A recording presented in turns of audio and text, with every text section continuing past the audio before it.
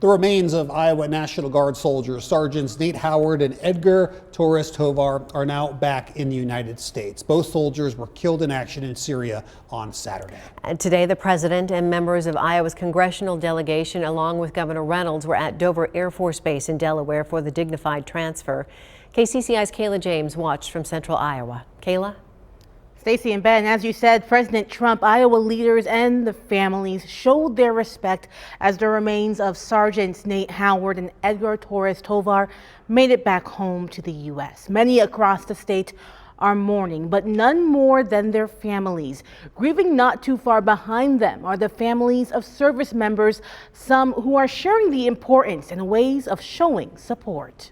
The dignified transfer is the beginning of our nation being able to publicly mourn them. American flags draped over two caskets, service members aligning both sides. President Trump, Governor Reynolds, and Iowa's congressional leaders nearby, marking the solemn process of a dignified transfer for Iowa National Guard soldiers, Sergeants Nate Howard and Edgar Torres Tovar. It's typically the first time that the families are publicly exposed as well.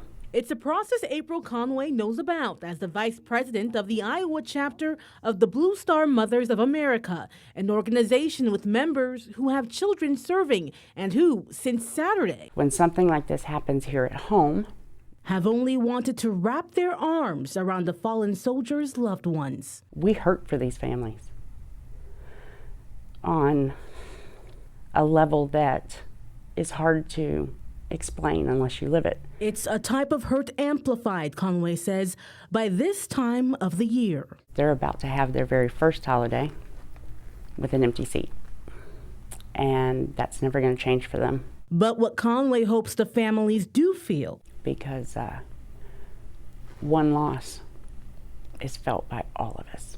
is how people across the state are there for them, as well as service members who Conway says are limited in how they can mourn right now. Because they still have a mission that they have to continue for a few more months. Which is why the Iowa chapter of the Blue Star Mothers of America is collecting letters to send overseas, filled with encouraging messages. We're going to send box after box as many weeks as we can until they come back. It's similar to what was done last month when the organization sent care packages.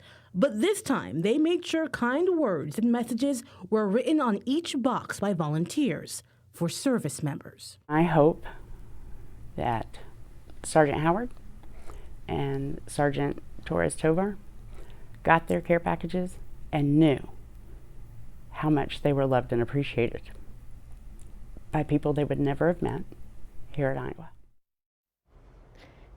And anyone who would like to send letters or cards can do so by dropping them off at the Iowa Gold Star Museum or iHeart Building here in Des Moines, or by sending them to the Blue Star Mothers of Iowa's P.O. Box. That address is on your screen and will be up on our website shortly.